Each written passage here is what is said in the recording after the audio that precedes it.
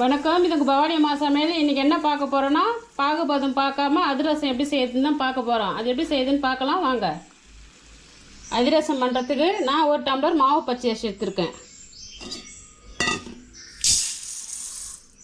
இது வந்து தண்ணி ஊற்றி ஒரு 2-3 டைம் கழுவி ஊற வச்சு ஒரு 3லேருந்து 4 மணி நேரம் ஊறணும்.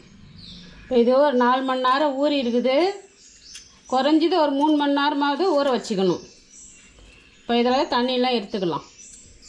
இந்த மாதிரி ஒரு சல்லி வச்சு தண்ணி மொத்தம் வடிகட்டி எடுத்துடணும். அரிசியிலேருந்து நல்லா ஃபில்டர் ஆகி வந்துடும். இப்போது இந்த அரிசியை ஒரு காட்டன் துணியை விரித்து ஃபேன் காற்றுல ஒரு 15லேருந்து 20 நிமிஷம் காய விடணும். அரிசி ஒரு 15 நிமிஷம் மொத்தம் பார்த்தோமா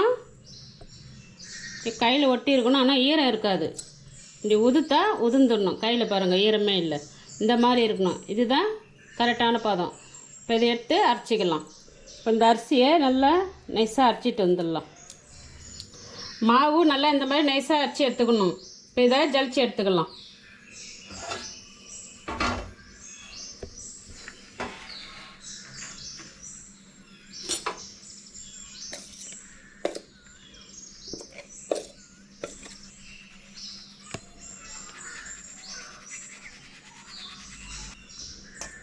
இப்போது இந்த ஜலிச்ச மாவை வேறு பாத்திரத்துக்கு மாற்றிடலாம்.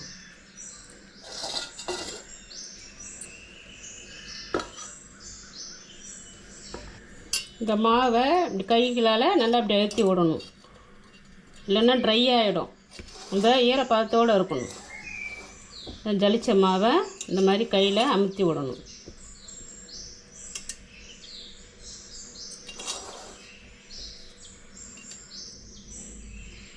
நல்லா கைகளால் அழுத்தி விட்டு இது மேலே ஒரு காட்டன் துணினா இல்லாட்டி ஒரு தட்டுனா போட்டு மூடி வச்சிடலாம். தட்டு போட்டு மூடி வைக்கிறேன். ஓரமாக இருக்கட்டும். இப்போது அரிசி எடுத்த டம்ளரில் 3/4 டம்ளர் வெல்லம் எடுத்துக்கணும்.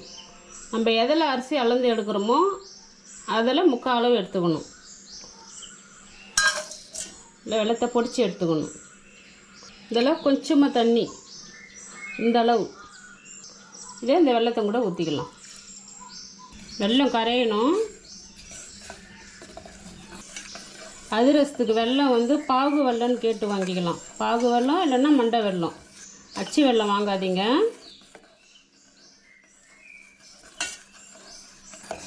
பாருங்கள் வெல்லம் நல்லா முழுமையாக கரைஞ்சிடுச்சு.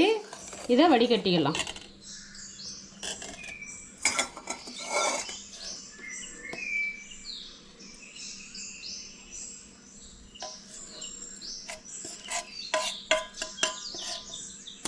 இப்போ வடிகட்டின வெள்ளை கரிசலை மறுபடியும் இந்த பாத்திரத்தில் ஊற்றி கொதிக்க விடணும். வெள்ளத்தில் தூசிலாம் இருக்கும், அதனால் அது வடிகட்டி எடுத்துருக்குறோம். இது ஒரு 2 நிமிஷம் கொதிக்கிட்டோம். பாருங்கள் நல்லா நுரப்பொங்க கொதிச்சுட்டு வருது. இது 1 நிமிஷம் கொதிக்கணும். அப்படியே 1 நிமிஷம் கைவிடாமல் கிளறிட்டே இருப்போம்.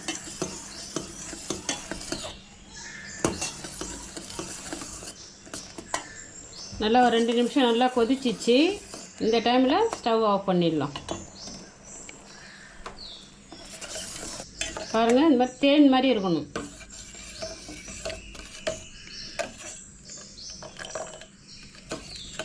இப்போது இந்த அழுத்தி வச்சுக்கிற இந்த மாவை கையில் இப்படி கிளறி விட்டுடலாம். கிளறி விட்டுட்டு இப்போ இதுங்க கூட இப்போது 1/4 டீஸ்பூன் ஏலக்காய் தூள், 1/4 டீஸ்பூன் சுக்குத்தூள் இதையும் நல்லா கையில் விட்டு கலந்து விடணும். கலந்து விட்டுட்டு நம்ம வெள்ளை பாகு காய்ச்சி வச்சுருக்கோம் இல்லையா, இதை கொஞ்சம் கொஞ்சமாக அந்த மாவில் ஊற்றி கிளறிக்கணும். கொஞ்சம் கொஞ்சமாக விட்டு கிளறணும். மொத்தமாக ஊற்றக்கூடாது.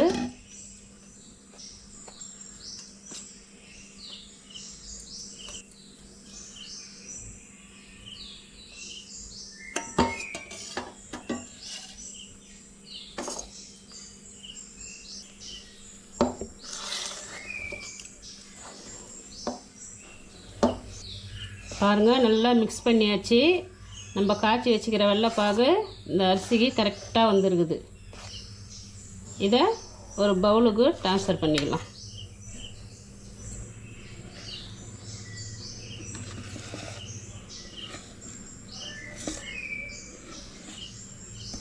இப்போ இந்த அதிரசம் மாவு சூடாக இருக்கும். இது முழுமையாக ஆறணும்.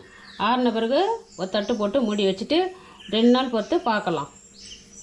இப்போ 2 நாள் கழித்து பார்ப்போம் அந்த மாவு எப்படி இருந்துக்குதுன்னு. பாருங்கள், நல்லா கெட்டியாக வந்துக்குது. நம்ம ஊற்றும் போது கொஞ்சம் லூஸாக இருந்தது. இப்போ 2 நாள் நல்லா மாவு செட்டாக இருக்குது பாருங்கள். இதை நல்லா கையை கொடுத்து நல்லா பிசைஞ்சு எடுத்துக்கலாம்.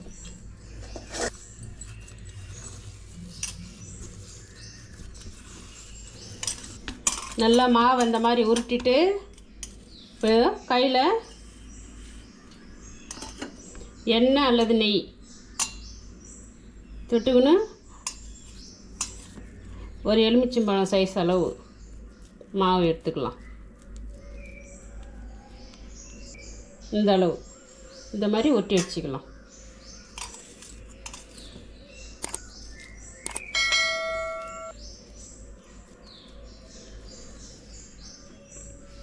இதே மாதிரி எல்லா மாவையும் ஊற்றி வச்சுக்கலாம். ஒரு வாழை இலையில் எண்ணெய் அல்லது நெய் தடவிட்டு அப்படிலாம் மைக்கா ஷீட்டு பட்டர் ஷீட்டு எது ஒன்றாலும் எடுத்துக்கலாம். அதில் நெய்யோ அல்லது எண்ணெயோ தடவிட்டு அதில் ஒரு உருண்டை எடுத்து தட்டி விட வேண்டியது தான். ரொம்ப கனமாகவும் இருக்கக்கூடாது, ரொம்ப மெலிசாகவும் இருக்கக்கூடாது, திட்டமாக இருக்கணும். இந்த அளவு இருந்தால் போதும். அதுக்கு முன்னாடி எண்ணெய் காஞ்சிச்சான்னு பார்க்கலாம்.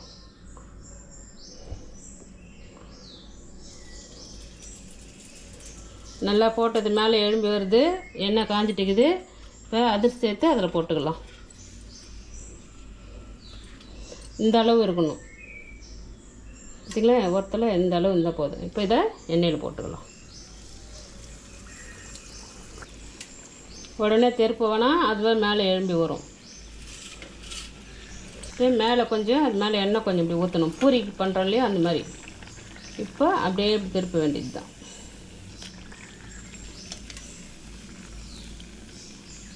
இப்போ இதை எடுத்துடலாம்.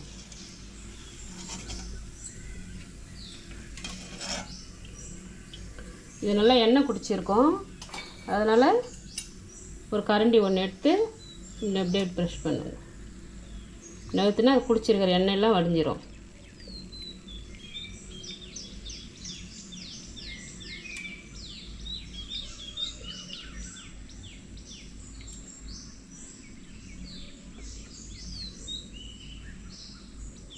நல்லா எண்ணெயை வடிச்சிட்டு இதை அப்படியே ஒரு பிளேட்டுக்கு மாற்றிக்கலாம். அடுத்து இன்னொரு அதிரசம் போட்டுக்கலாம்.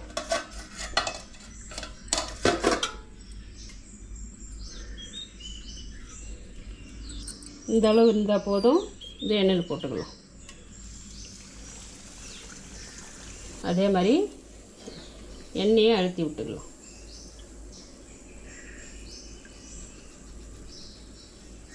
எண்ணெயை அமுத்தி எடுத்துக்கலாம். இதே மாதிரி எல்லா அதிரசமும் சுட்டு எடுத்துக்கலாம். அவ்வளோதான், எல்லா அதிரசமும் சுட்டு முடிச்சாச்சு. எப்படி வந்துக்குதுன்னு பார்க்கலாம். பாருங்கள், நம்ம பாகு எடுத்து செஞ்சால் எப்படி வருமோ அதே மாதிரி தான் வந்துக்குது. நம்ம எதுவும் பாகு பதமே பார்க்கலை. பாருங்கள் எவ்வளோ சாஃப்டாக வந்துருக்குதுன்னு. இது பிகினர்ஸ் கூட ஈஸியாக பண்ணலாம். இதே மாதிரி நீங்கள் வீட்டில் செஞ்சு பார்த்துட்டு எப்படி வந்துக்குதுன்னு கமெண்ட் செக்ஷனில் சொல்லுங்கள். இந்த வீடியோ பிடிச்சிருந்தால் லைக் பண்ணுங்கள், நண்பர்களெலாம் ஷேர் பண்ணுங்கள், மறக்காமல் சப்ஸ்கிரைப் பண்ணிவிடுங்க. நன்றி, வணக்கம்.